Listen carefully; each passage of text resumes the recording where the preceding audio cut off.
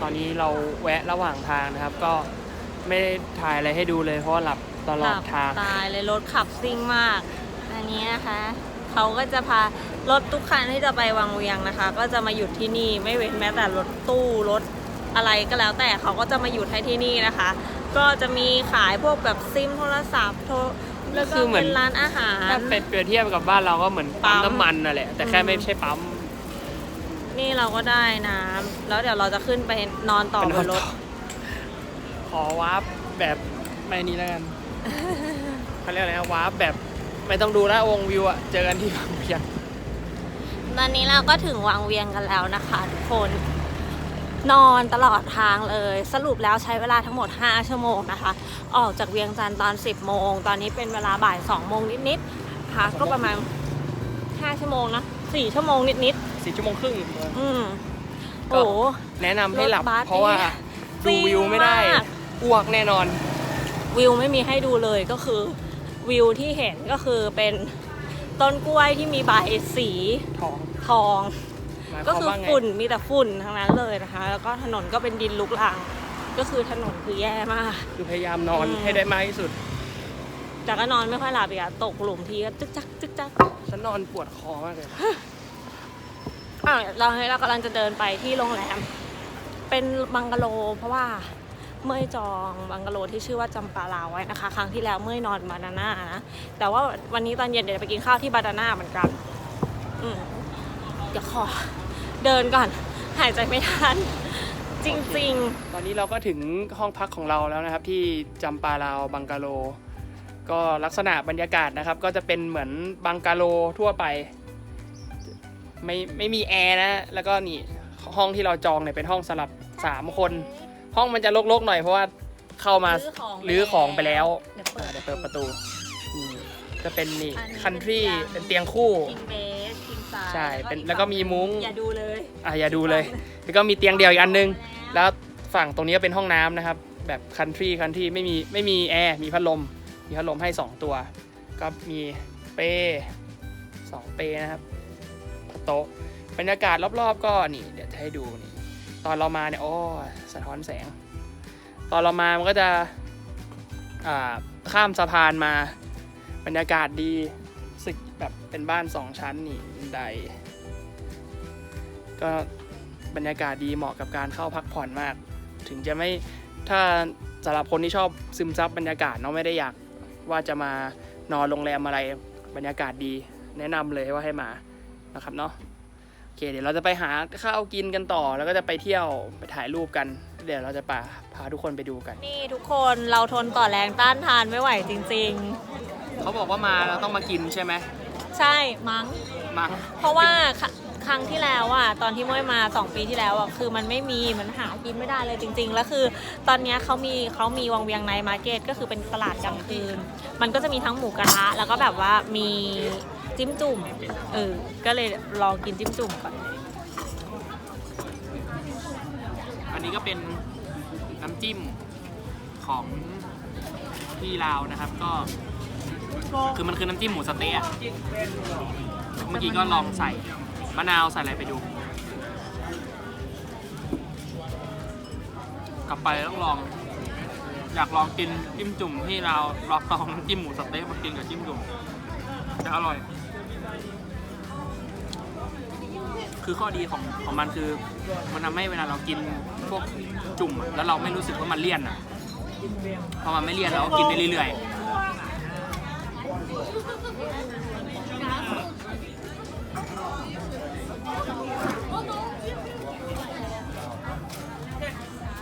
กับบิคิวครับไม้ละ 5,000 กีบแต่มีเนื้ออยู่2 ชิ้นผัก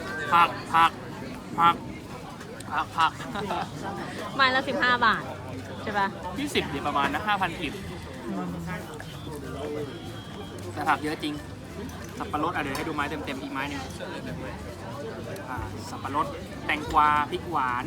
หมูมะเขือเทศหมูหอมอันนี้มีหมูชิ้นหนึ่งหมูแตงกวาอร่อยไหมแต่อร่อยดีไม้มันใหญ่ดีก็ซอสมันดีเขาให้กินกับกิมจิเหมือนที่เวียดนามปะไม่นะเขาก็ให้มาแค่นี้นะแตงกวา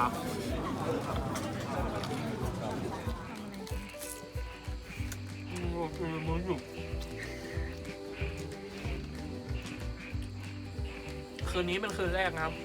ของวังเวียงเราพักก่อนเพราะพรุ่งนี้ต้องตื่นเช้าไปดูพระอาทิตย์ขึ้นพระอาทิตย์น่าจะขึ้นก่อนเราไปถึงนะแต่ก็จะไปก็เดี๋ยวพรุ่งนี้คือฟูลไทม์เลยพรุ่งนี้คือภารกิจทั้งวันแล้วก็เงินเหลือเท่าไหร่เราจะเอาไปลงที่ร้านเหล้าให้หมดเลย เมื่อกี้คือไปแบบไม่อยากเอาจริงไม่อยากกลับแต่ต้องกลับเพราะพรุ่งนี้ตื่นเช้าใช่พรุ่งนี้ต้องตื่นตี 5ใช่แล้วก็เดี๋ยวอีกวันหนึ่งคืนพรุ่งนี้เดี๋ยวจะพาเที่ยวให้เต็มที่แล้วก็วันที่ 9ก็คือไปตายบนรถทัวร์ตื่นทีให้ถึงอุดรเลยกลับไทยโอเคครับสำหรับวันนี้ก็พอแค่นี้ก่อนเดี๋ยวพรุ่งนี้เช้าเดี๋ยวพาไปดูพระอาทิตย์ขึ้นเจอกันบายคุณนายด้วยคิส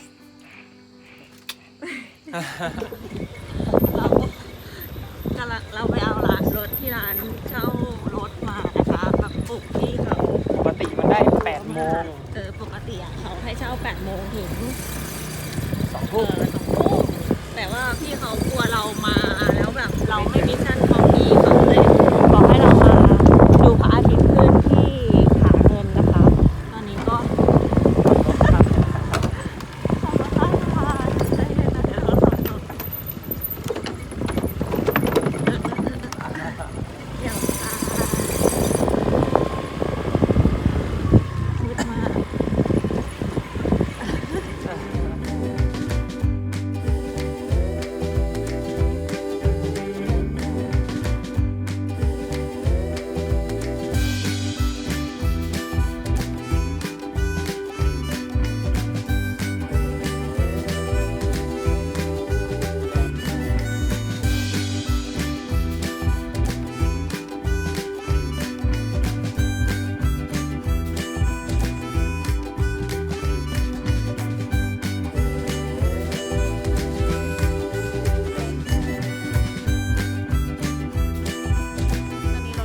เราแล้วนะคะ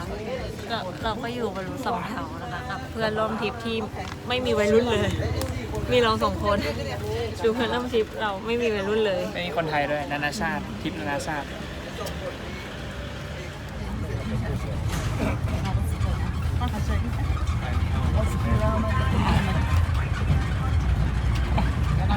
ไม่ได้อะ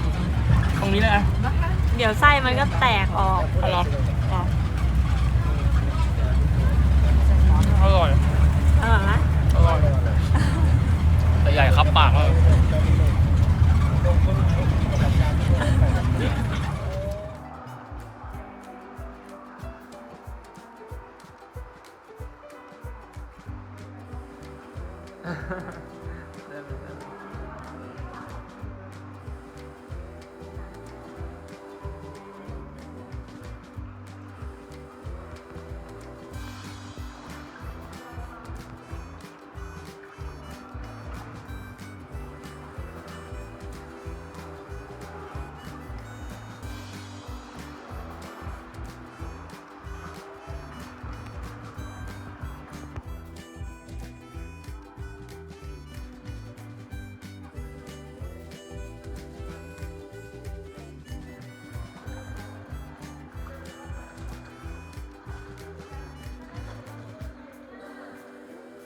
พี่เขายังเดินอยู่เลยเดินแต่ยืนอยู่ข้างหน้าสุดเลย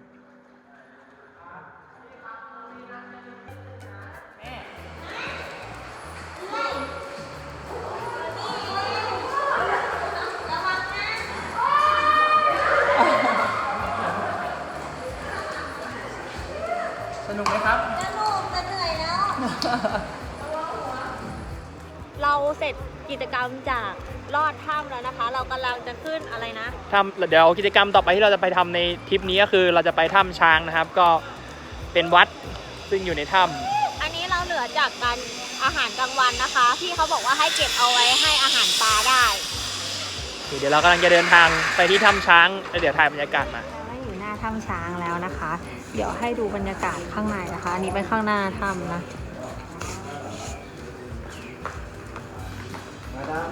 ตรงนี้นะคะตรงที่ไม่ชี้เห็นปะเห็นตรงนี้เป็นลูกช้างก็เลยเป็นที่มาของคำว่าถ้ำช้าง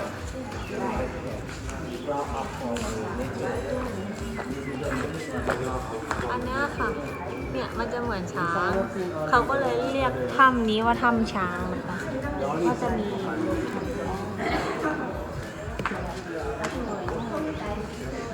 โอเคครับเดี๋ยวเสร็จจากนี้เราจะไปพายเรือกันไฮไลท์ขนมปังที่เราเหลือจากที่พี่เขาให้ทานข้าวนะคะก็เขาบอกว่าให้เอาเก็บไว้มาให้ปลาตรงนี้มาเยอะมากสุดยอด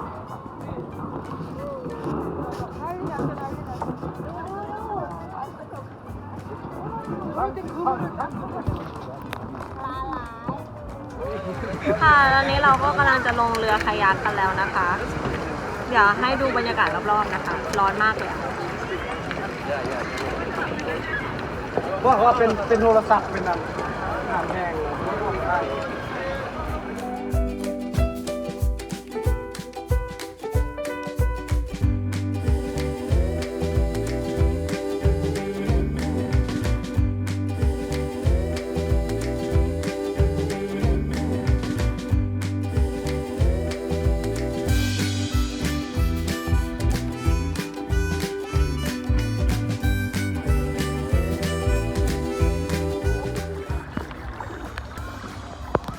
ฉันรักเขาบอกเขาไปจะให้พายไปบอกเขาฮะใช่ไปเร็วพายไปบอกเขา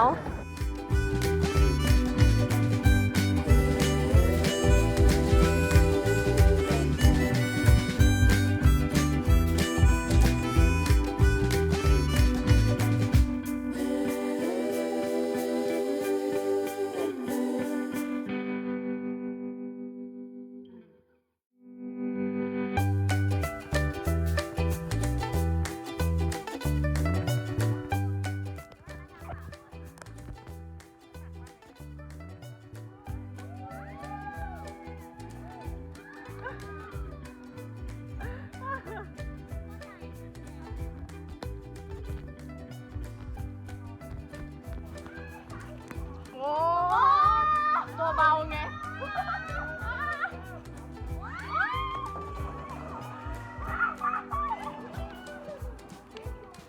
ตอนนี้นะคะเราก็เสร็จจาก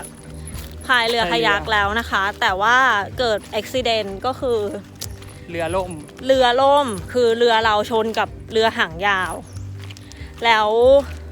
ตอนนี้กล้องโกโปรของเราที่เราใช้ถ่ายวิดีโอมาทั้งหมดตั้งแต่วันแรกตั้งแต่อยู่แบบเวียงจันทร์จนมาวังเวียงจนวันเนี้ยวันวังเวียงวันสุดท้ายอ่ะอยู่ในโกโปรหมดเลยซึ่งไม่รู้คือฝากความหวังไว้กับพี่ไกด์อ่ะเขามาหาให้คือฝากความหวังไว้กับเขาว่าเขาจะหาเจอไหมเพราะว่าเตรียมใจไปแล้วแหละถ้าเกิดไม่เจอก็ไม่เป็นไรแต่ถ้าเจอจะดีใจมากตอนนี้เราก็กำลังจะเดินไปที่พักของเราเพราะว่าเดี๋ยวเราจะเปลี่ยนเสื้อผ้าอาจจะไปต่อเพราะว่าเราเช่ามอเตอร์ไซค์ไว้แล้วไงเราอาจจะไปต่อแต่ว่าเดี๋ยวเปลี่ยนเสื้อผ้าเสร็จเราจะแวะมาดูพี่เขานิดนึงแต่อาจจะไม่ได้ไปบูรากูล3แล้วอาจจะไปใกล้ๆอาจจะไปได้แค่สะพานส้มก็ภาวนาให้พี่เขาหาเจอนะคะเซ็งมันรู้สึกแบบเซ็งอ่ะคือมันเกิดทุกอย่างมันเกิดขึ้นเร็วมากคือเราก็พายคายักของเรามาปกตินั่นแหละแล้วแบบมาสวนกับแก๊งเรือหางยาวซึ่งมาพร้อมกัน3ลำก็ลำแรกกับลำที่2ผ่านไม่มีอะไรไม่เราอะมาโดนลำที่3ใช่ก็2ลำแรกเราผ่านไม่มีปัญหาอะไรลำสุดท้ายชนเข้ากลางลำเลยคือจำได้ภาพสุดท้ายคือเขาเหวี่ยงหางเสือมางัดเรือเราก็แล้วทุกอย่างก็มืดไปหมดเลยแล้วเราก็ต้านทานกระแสน้ำไม่ได้จริงๆอ่ะคือมันเป็นช่วงที่แบบเป็นช่วงไฮซีซั่นที่เขาบอกคือมันเป็นช่วงที่น่าหน้าเล่นคายักเพราะว่าน้ำมันเชี่ยว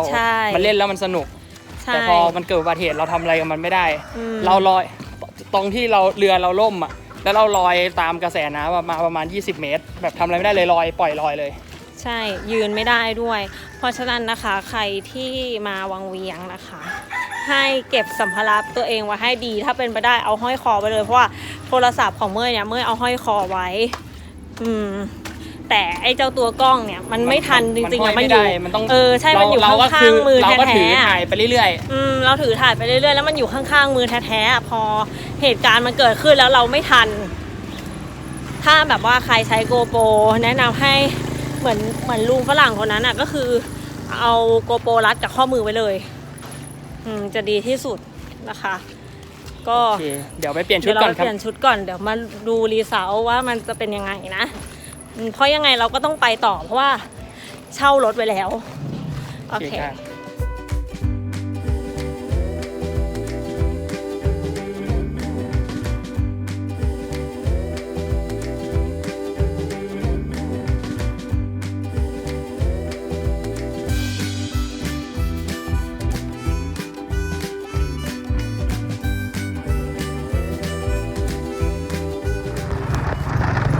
นี่คือหนทางไปภูหลักภูนของเรานะคะทุกคนโอ้ย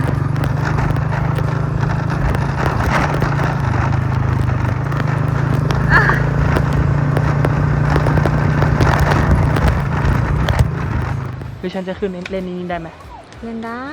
ก็เขาบอกเล่นได้ถ้าว่ายน้ำเป็น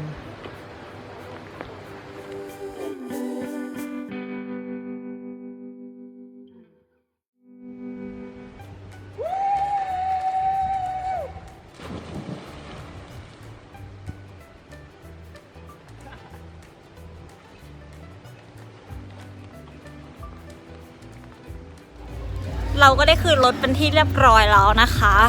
แล้วก็แท้ พี่เขางมมาให้ พี่เขาบอกว่าให้อะไรนะ ให้เด็กที่เนี่ยค่ะ มันจะมีเด็กๆที่เขาแบบว่าชอบงมหาของอะเนาะ ใช่ใช่ ให้ ก็คือเหมือนกับว่า น้องๆช่วยกันงม พี่เขาบอกว่าที่เนี่ยคือเหตุการณ์แบบนี้เกิดขึ้นบ่อย แล้วก็ของหายบ่อย แล้วแต่โอกาสได้เจอเยอะมาก 80%เพราะว่าหนึ่งคือน้ำมันตื้น น้ำมัน แค่ ใส มาแค่เองน้ำมันใสมาก อื้อหือ มองลงไปเนี่ยคือเห็นเลย แล้วก็เด็กๆเขาจะมีเหมือนเด็กบ้านเราอ่ะก็คือ ที่ ชอบ แบบ งม เลิกเรียนมาแล้วก็มางม งมหาของแล้ว หา เล่นง ป ม งหา เล่น ปลาอะไรอย่างเงี้ย ๆบางทีเจอเหรียญเจอเศษตังค์อะไรเงี้ยทีนี้ก็มาเจอกล้องเรา เขาก็เลยเอามาคืน ก็เลยให้รางวัลไป ให้น้องไป 50,000 กีบเพราะว่าเขาบอกว่ามี 4-5 คนตอนแรกอ่ะเราคิดว่าพี่ไกด์อ่ะ3 คนเป็นคนงมให้เราเพราะว่าพี่เขาไล่ให้เราไปเปลี่ยนเสื้อผ้าก่อน เพราะว่าเราจะแบบเสียเวลาเที่ยวไงถ้ามัวแต่มารอ ใช่แล้วพอเราเปลี่ยนเสร็จกลับมา ก็คือพี่ไกด์เขาก็หายไปแล้ว ก็เลยคิดในใจ 50-50 ว่าเอ๊ะที่กลับไปเนี่ยเจอหรือกลับไปเพราะว่าหาไม่เจอแล้วหมดหวัง แต่ก็มาได้ข่าวดีก็คือมันเจอ ใช่พอเราเดินไป สุดยอดมาก เขาก็ไลน์มาบอกพี่เจ้าของร้านเช่ารถว่าแบบเจอเฮ้ย ก็เกือบแย่ อืม แต่เดี๋ยวเราต้องกลับไปเช็คก่อนว่ายังอยู่ดีไหมก็สภาพมันก็ดูดีอะแต่เปิดเครื่องไม่ติดน่าจะแบตหมดมากกว่า โอเค โอเค ก็ตอนนี้หลังจากเราอาบน้ำแล้วก็จะบอกว่าพักก็ไม่ได้พักนะอาบน้ำเสร็จก็ออกมาเลยหิวมากแล้วก็มาอยู่ที่ร้าน Emily Restaurant นะครับก็วันนี้กินง่ายๆ อันนี้เป็น3ชั้น 3 ชั้นย่าง ย่างแต่จริงๆร้านนี้เมื่อเขาบอกว่ามันขึ้นชื่อเรื่องปลาเผาตอนนี้กำลังรอปลาเผาอยู่แต่กินวันนี้ก็มีปลาเผา3ชั้นย่างแล้วก็ส้มตำลาบ ปลาเผาเขาหมดทุกวันอ่ะร้านเนี้ย ใช่อันนี้เหลือตัวสุดท้ายพอดีแบบโชคดีมาก เดินมา ถ้า เห็น มาช้าก็คือไม่ได้กิน เดินมาเห็นตัวสุดท้ายก็รีบเข้ามาก็เอาตัวเนี้ยจองไว้เลย ตอนนี้กำลังเขากำลังอุ่นให้อยู่อาหารเราก็มา3อย่างนะครับขาดปลาก็มี3ชั้นย่างมีส้มตำแล้วก็มีลาบไก่3ชั้นก็3ชั้นโอเค3ชั้นน่ากินไม่รู้อ่ะเป็นคนชอบกิน3ชั้นติดมันมากรอก่อนยังไม่ครบ กินเลย อันนี้ส้มตำก็แอบชิมก่อน อันนี้ตำไทย ใช่เป็นตำไทยใส่กะปิคือต้มตำที่นี่เขาใส่กะปิแล้วไม่รู้คือแบบอร่อย อร่อยแทบทุกร้านเลยส้มตำที่เนี่ยเกือบทุกร้าน แล้วก็นี่คือลาบไก่ซื้อแปลกมากลาบไก่ ใช่ค่ะ มีหัวปี มีอะไรนะถั่วงอกแล้วเขาก็เหมือนถ้าให้พูดจริงๆนะดูจากทรงอ่ะเหมือนผัดไก่มากเลยแอบชิมก่อนแอบชิม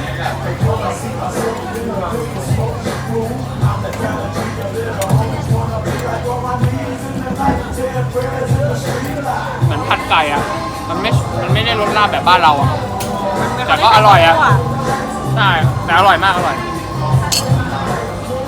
นี่เดี๋ยวเรารอปลาก่อนเราจะดูว่าปลาร้านนี้เด็ดเหมือนที่เมย์บอกไหม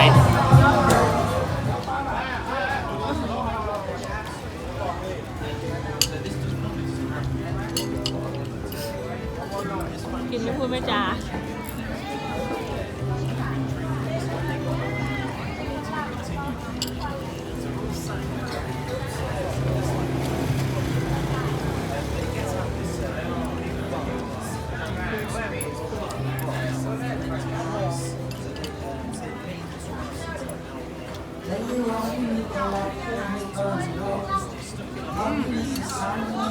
มาแล้ว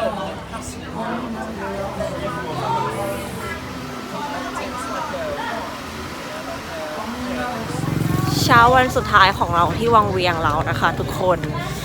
ตอนนี้เรากำลังเดินผ่านตลาดเช้าก็มีชาวบ้านมาขายของเต็มเลย จะเป็นแบบพวกผัก พวกเนื้อหมู พวกปลาอะไรอย่างเงี้ยที่เขาหามาได้ ใช่ นะทุกอย่างที่นี่เป็นแบบธรรมชาติหมดเลย country ตอนนี้เรากำลังจะเดินไปใช้เงินที่เหลือให้หมดนะคะ เราแลกเงินมาทั้งหมดตอนแรกได้ได้ล้านสองกับ กับ อัน เศษ ที่ ป สอ ระ ง มาณสัก9 ล้าน2 9 หมื่นอ่ะล้าน2 9 หมื่นบวกกับ 200,007 207,000เป็น ล้าน5 6โดยประมาณ ใช่ประมาณล้าน5ล้าน6โดยประมาณนะคะ ก็เราใช้เงินที่นี่ไปประมาณ 5,000 กว่าบาท ก็โอเค 5,000 อ่ะ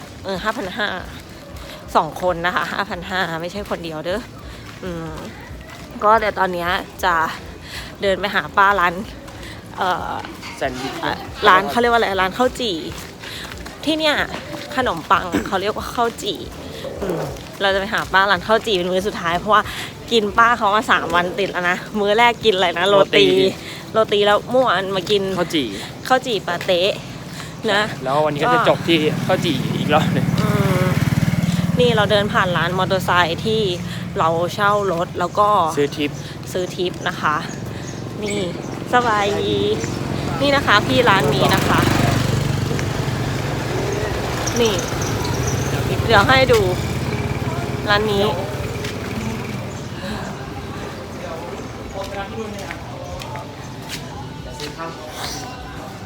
นี่นะคะพี่ร้านนี้นะคะอันนี้เป็นเจ้าของร้านถ้าใครมาก็อย่าลืมร้านอะไรนะพี่ RG Adventure นะคะก็คือเหมือนเราซื้อทุกอย่างจบที่นี่เลยนะเราซื้อเป็น half day ใช่ไหมเราซื้อเป็น half day ไปลอยห่วงยางแล้วก็พายคายัก แล้วก็นี่แหละกิจกรรมหลักๆนั่นแหละนะแล้วเราก็ซื้อรถกลับวังเวียงอุดรที่นี่เลยทุกอย่างคือมาจบที่นี่ที่เดียวเลยเดินต่อมาอีกไม่ไกลนะคะเดินต่อมาจากร้านพี่เขาอีกไม่ไกลนะก็จะเจอร้านป้าจะมีคำว่าเบสนะเดี๋ยวสั่งของป้าสบายดีซื้อของไปกินบนรถแล้วจะกลับบ้านแล้วอ่ะกลับแล้วอันนี้นะคะป้าใจดีมากใครที่มาวังเวียงอย่าลืมมาซื้อข้าวจี่ปาเตะร้านป้านะมีโรตีด้วย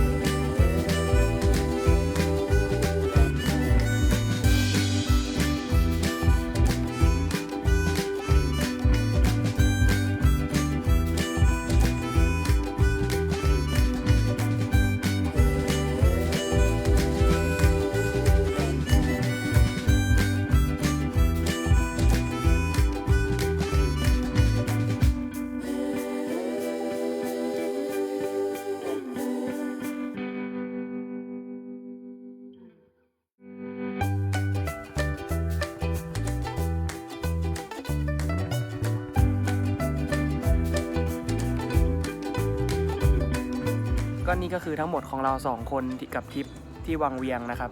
เวียงอุดร เวียงจันทร์วังเวียง ก็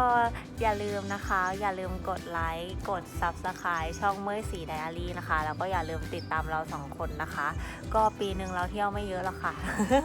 แต่ก็เที่ยว ครั้งหน้าจะไปที่ไหนกันก็รอติดตามฝากด้วยนะครับ ภายในปีนี้แหละ บ๊ายบาย ขอบคุณค่ะ